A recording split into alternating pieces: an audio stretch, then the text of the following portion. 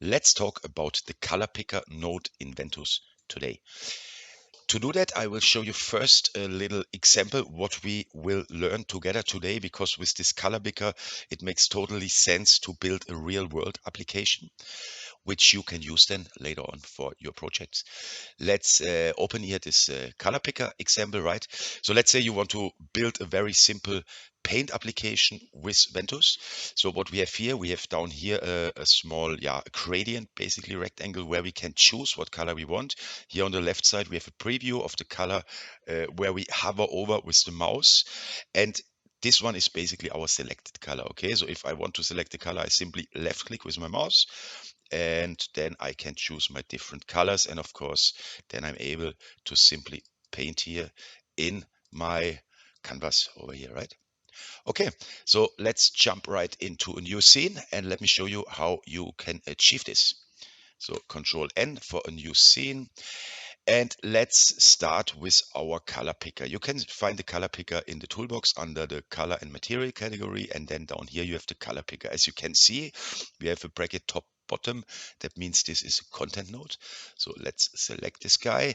Let's bring it here in our content editor. If we check now here our properties from the color picker, then we can see he wants to have a texture as an input.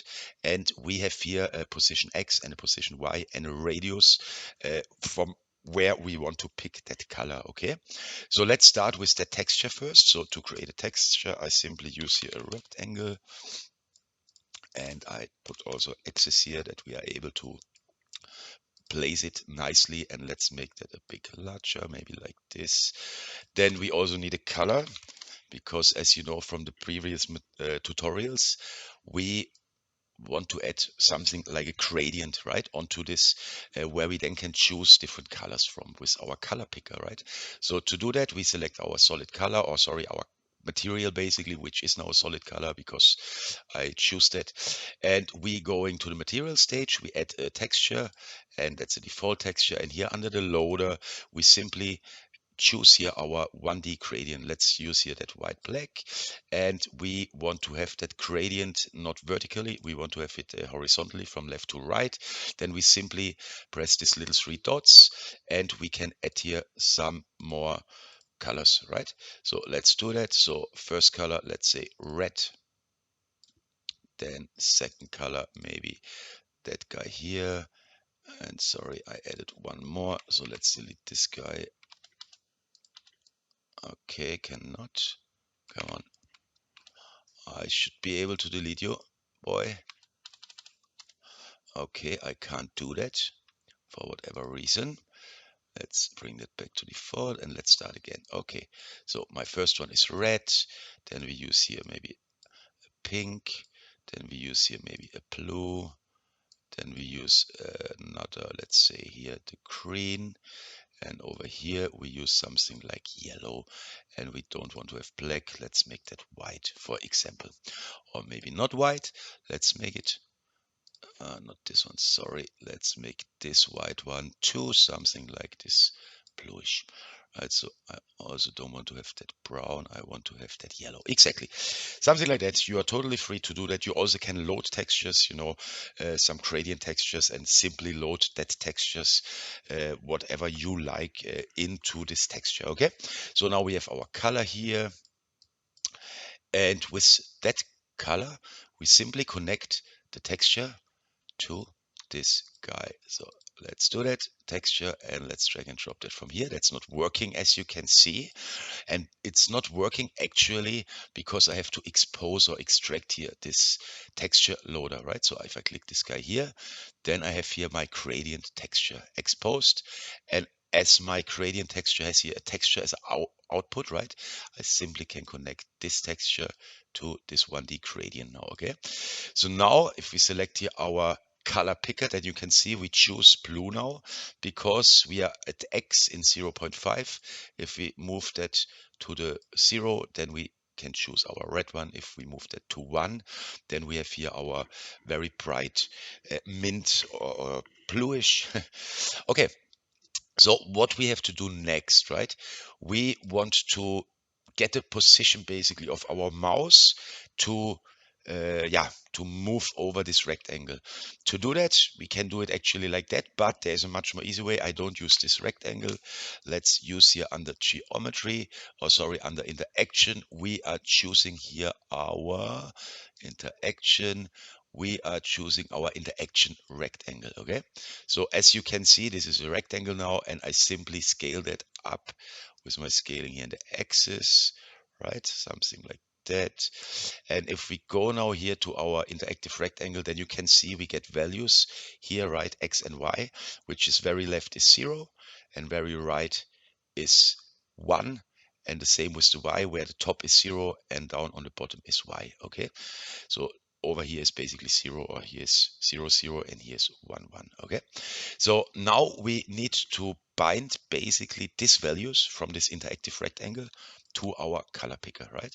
So let's bring them all, shift click, and bring them all together into our content editor, right?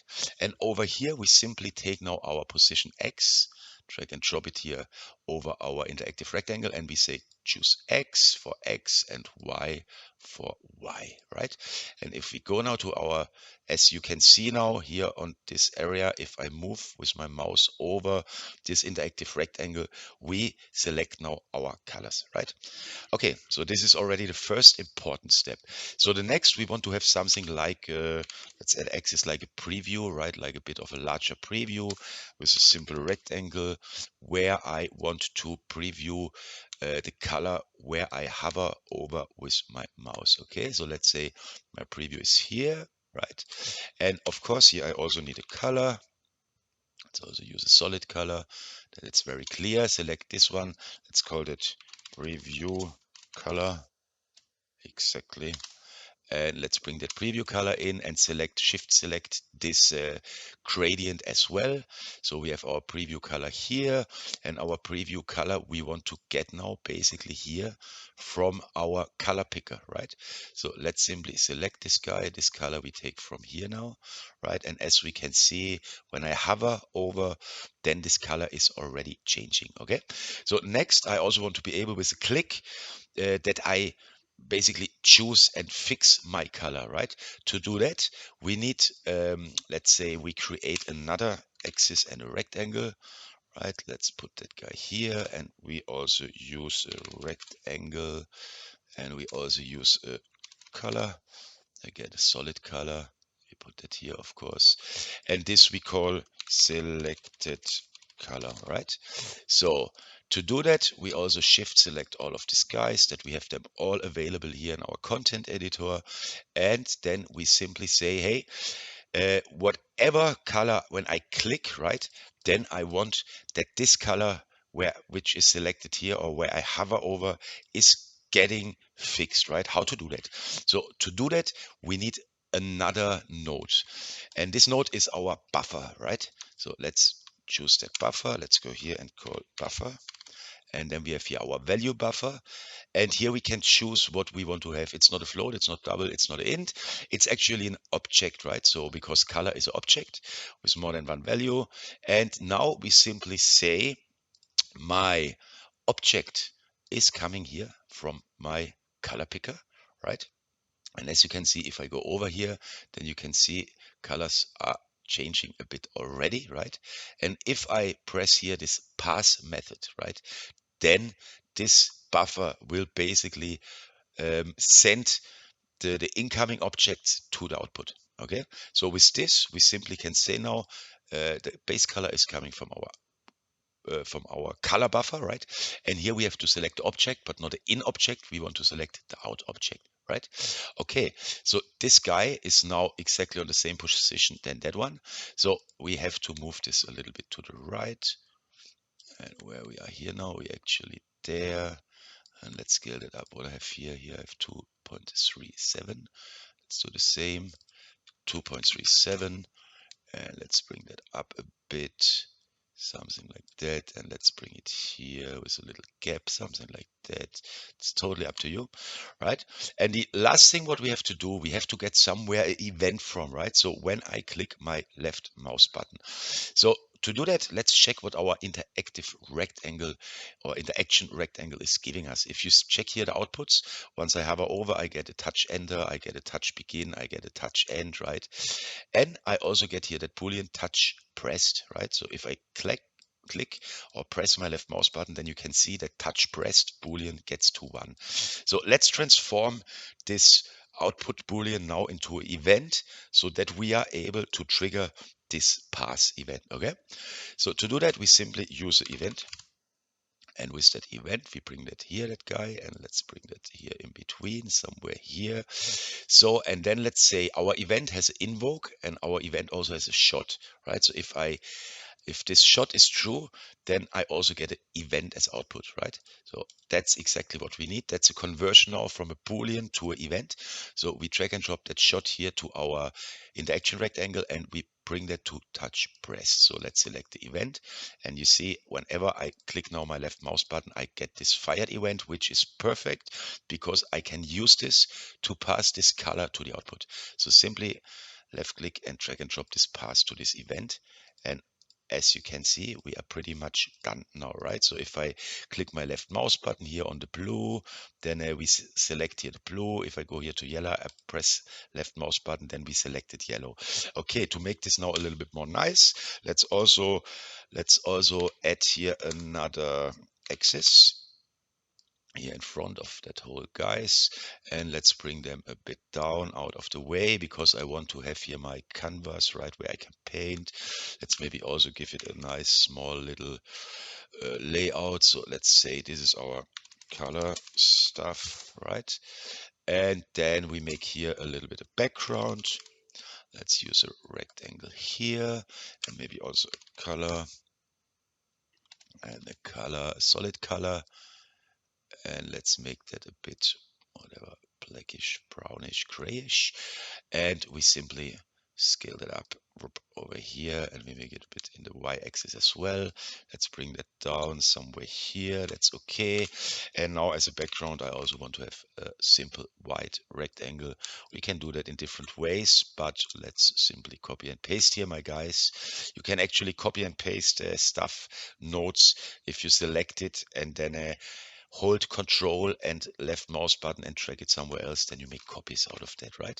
So this one I want to have white, and let's make that very large, that we just fill that whole background, right? So last step is we need a touch paint. I will go also in the specific tutorials into details about this touch paint, right? But for now, let's put it maybe here. So if we paint now, that's all good, right? So let's maybe reset it and turn off here the additive. And the last thing I want to do, I want to be able to choose this color here for my color paint node, right? So simple. So let's bring that guy here into the content editor and we simply take the color here from our buffer and we take the out object. And as you can see, now we choose blue. Now I paint blue. Now I choose yellow. Now we paint yellow. Now I choose red. Now we paint red.